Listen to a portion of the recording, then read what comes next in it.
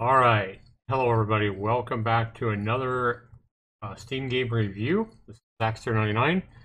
Today, we're going to be looking at a new game coming out today called Dragon Extinction.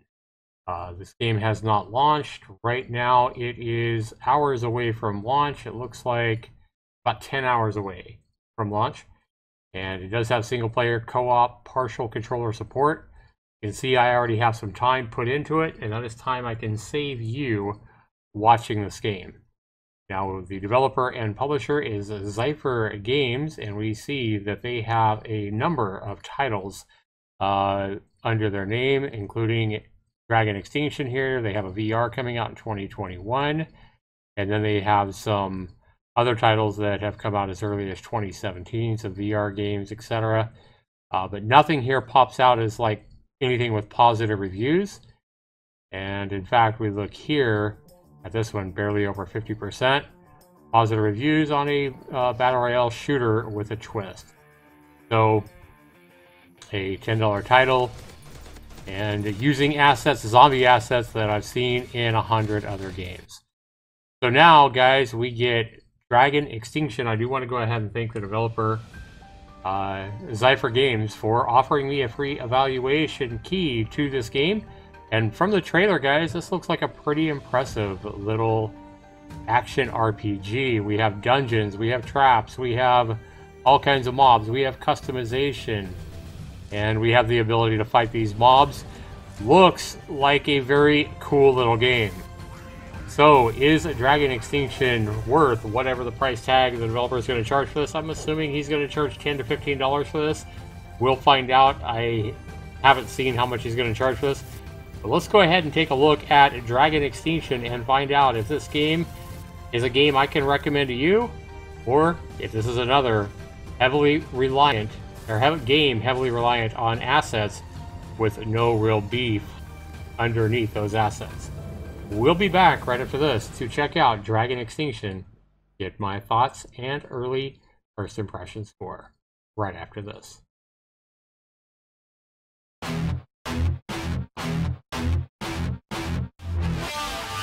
Zaxtor 99. Alright guys, welcome back. So here we go, guys. When we load the game, this is what we see. We do see that it launches with Unity. Not a surprise, it does look like Unity graphics. And I want to go ahead and show you guys here, when you log in, I don't know why these games assume that hundreds or thousands of people are going to be playing their game. We've seen a lot of indie developers do this and assume that there's going to be tons of online people playing their game, when it's a game that's not even really heard of, from a developer that we haven't even heard of. But anyway, guys, there's some information about some of the stuff the developers have been doing. When we go to options, we do have options for our display, full screen maximize window, the quality. We have audio, which I've turned down. Everything was maxed out. And then you have your controls. All right, guys, so when we go ahead and jump in, you can create a character. Looks like you can create several characters here, but when you create the character that you're going to create, to start with, you cannot be an archer, and you can't be whatever this fourth character is going to be. You can be a male or female, and there's a bunch of different options for you to choose from, you know, in this kind of polyart character simulator. But what I want to do here, guys, is I want to go ahead and go back, and I want to skip the tutorial because it's very lackluster and boring. So let me go ahead and go here to my wizard, my mage, who I called Wiz, and let's go ahead and play him and skip the tutorial. And I want to show you what happens when you play the tutorial, and pretty much what happens when you play the game as well. So we're gonna jump right into the game, so I'm not boring you with a tutorial. Alright guys, so when you log into the game, you have this little starting area right here. You cannot escape, you can't go up those stairs. You're pretty much stuck in this area where you can talk to these different characters here. But sometimes the movement is kind of glitched out even while you're adventuring, and it's kind of hard to move around. Now here we see that we can buy some books. Alright guys, so when you try to pick on a vendor, you see I can buy an attribute reset, or you can buy a skill reset for 1,000. to reset your skills, and then you have your inventory right here. You see that I'm level 6, and I can increase different things such as my intelligence. Because I'm a mage, I'll probably do that.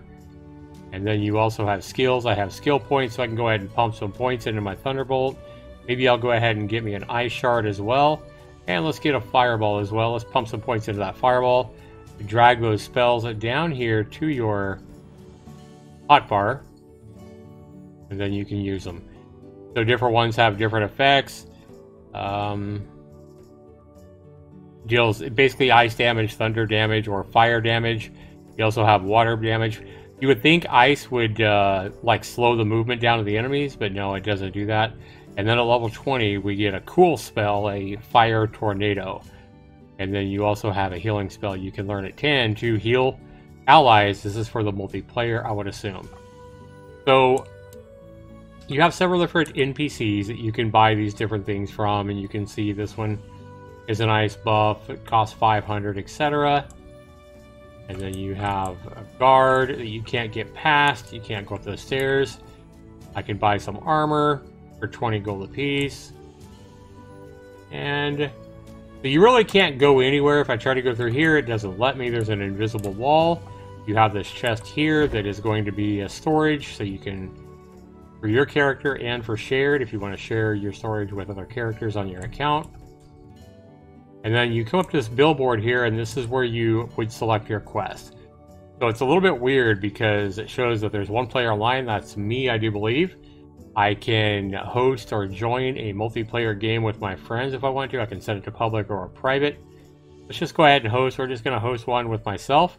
And when you first start, guys, you have combat training, hunting, and bandits, where you go in right here. Yeah. Combat training actually teaches you how to basically hit and swing a weapon. Here's where you have to kill the 5 different things, which I've already done. So you have the green check mark. And then bandits, you have to kill 10 bandits. So you get past that, and then we come back to it. We're going to host again.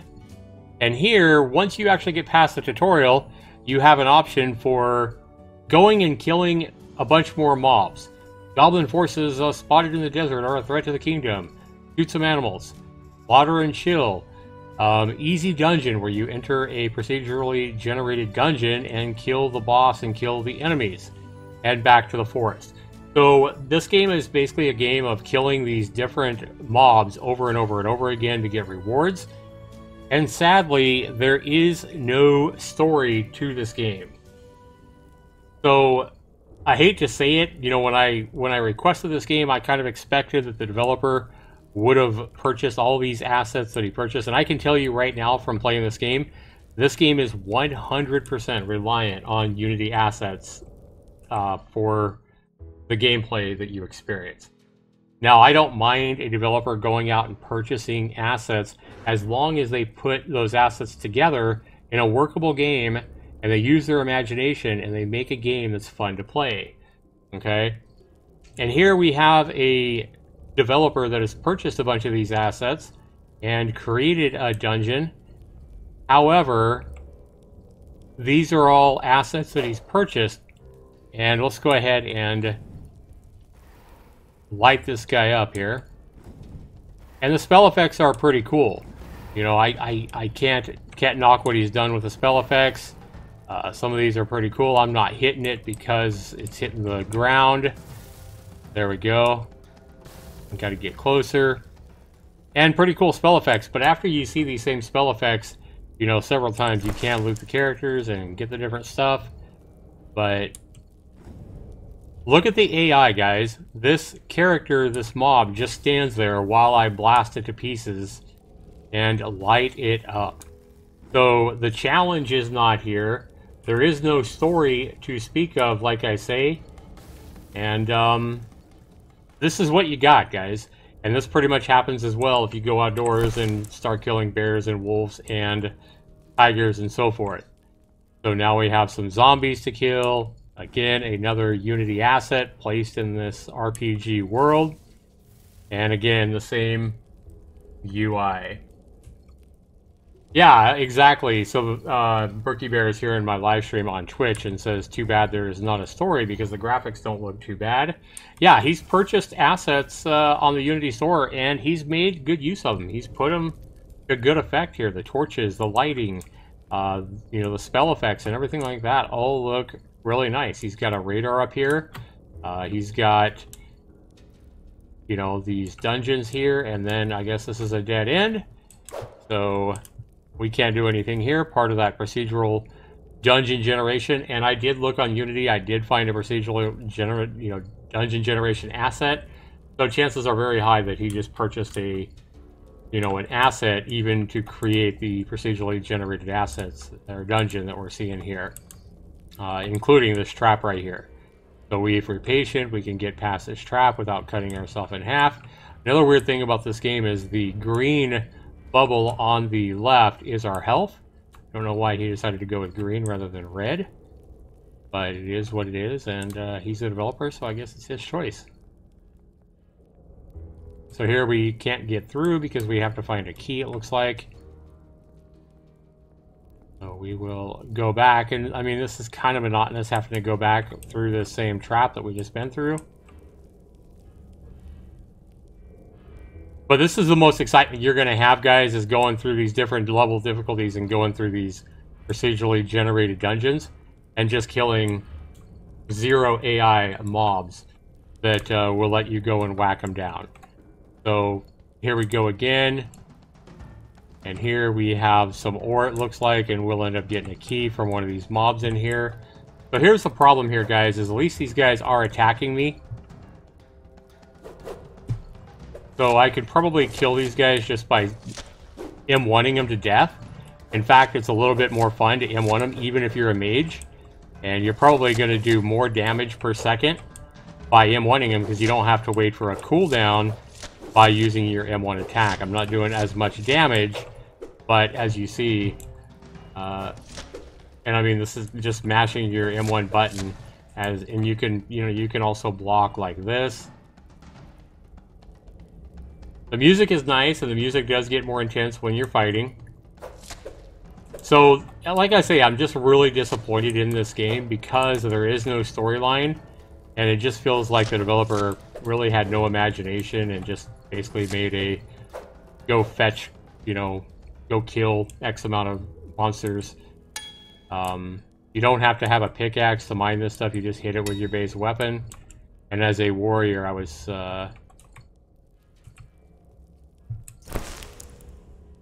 So I don't know where this key is, but it looks like it is not in here anywhere.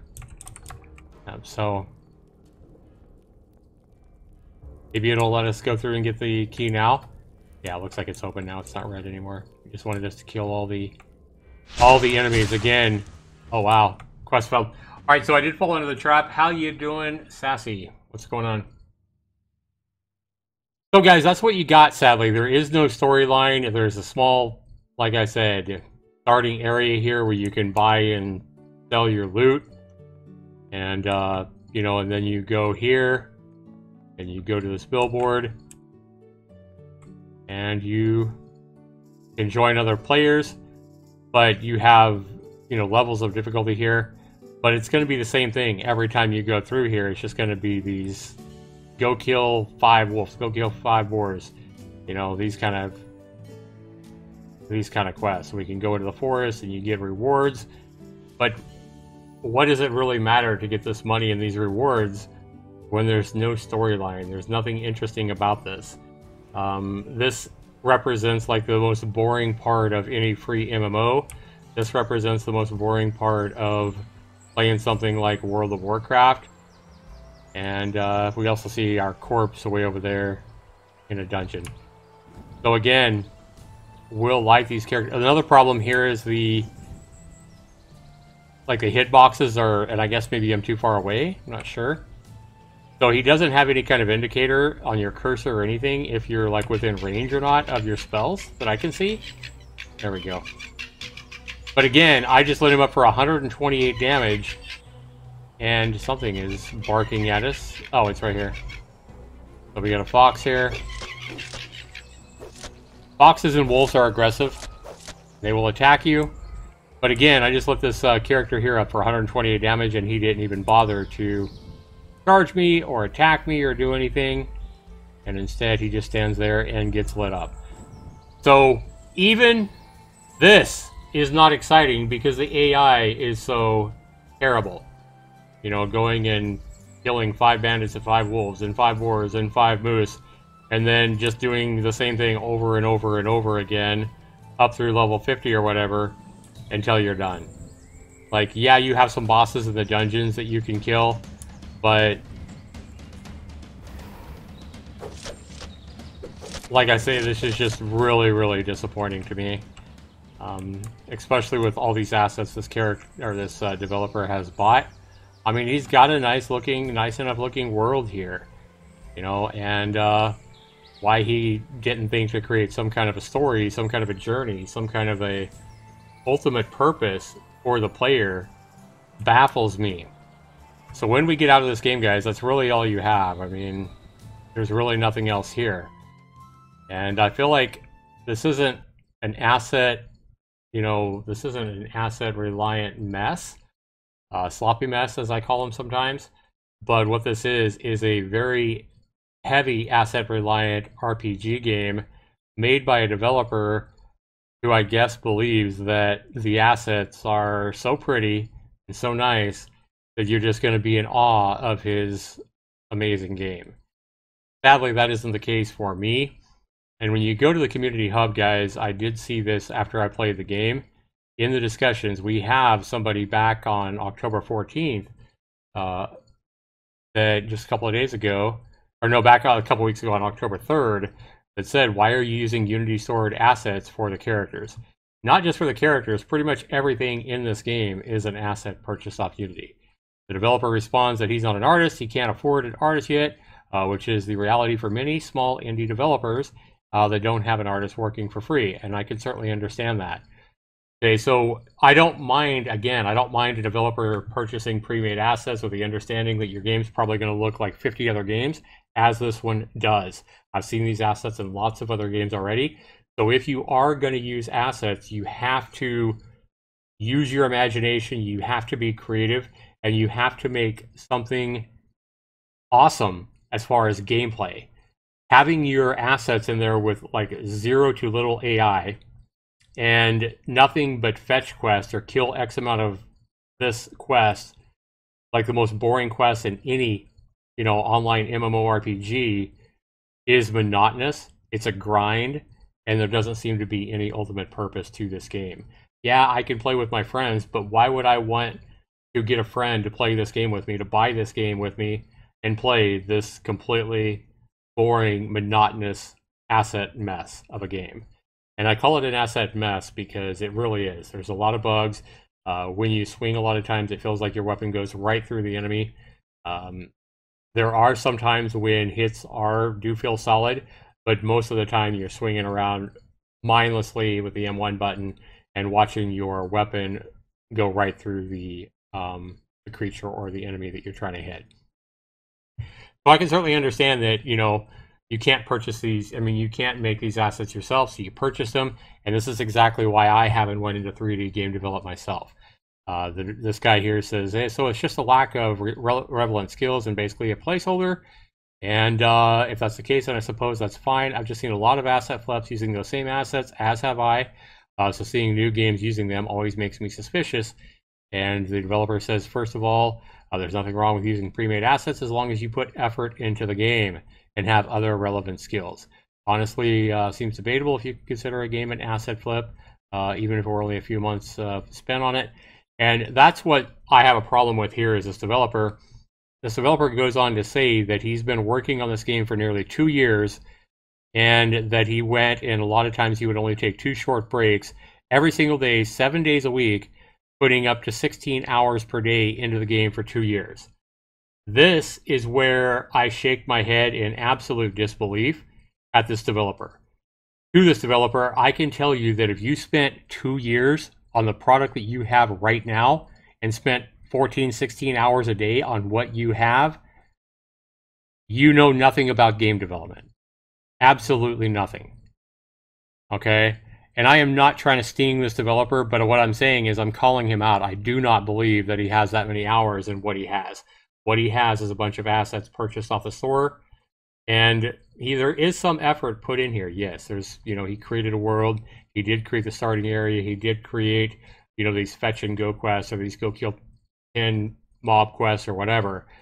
But besides that, there's really nothing new. There's nothing creative here. And the sad thing is the game just isn't fun. Like I said, this is the most monotonous, boring part of any MMO that you can play for free. And it doesn't look like there's any reason to grind through all these levels to beat this game. There's nothing creative here, and I hate to say it, it breaks my heart. I don't want to hurt the developer, but what I do want to do is I want to urge the developer, like I've done with so many developers in the past, urge the developer to make a game that he himself wants to play. Is this a game, to the developer, if you're watching this video, if you're watching this live stream, is this a game that you yourself are going to spend dozens or hundreds of hours playing yourself? Or if you're honest with yourself, would you rather go play one of the many great RPGs out there, action RPGs that actually have a storyline, that actually have something besides a grind of go kill 10 bears, go kill 5 wolves, go kill 5 deer, go kill 5 bandits, go kill 10 bandits, go through this procedurally generated dungeon and do the same thing you've just done the last 10 times with absolutely no storyline, no creativity, and no ultimate purpose for playing the game. So the good thing is, to the developer, what you have here is you do have a bunch of assets and you do have a lot of work that you put into it, and I do believe you put a lot of work into it. I highly doubt that you've spent 2 years working 16 hours a day, 7 days a week, as you say. I don't believe that hogwash for a minute. I'm a developer myself. But what I will say is what you do have here is, a lot of nice assets. You have a world, and you can incorporate a story into this game, change things up a little bit, maybe make some of these maps so you have a house where you have to go from this house over here, you have to go fetch a quest from this NPC over on this mountain, and then maybe you can go put in a few, like kill 10 bears. Hey, can you find my necklace that was stolen by a bandit? The bandits are to the southeast.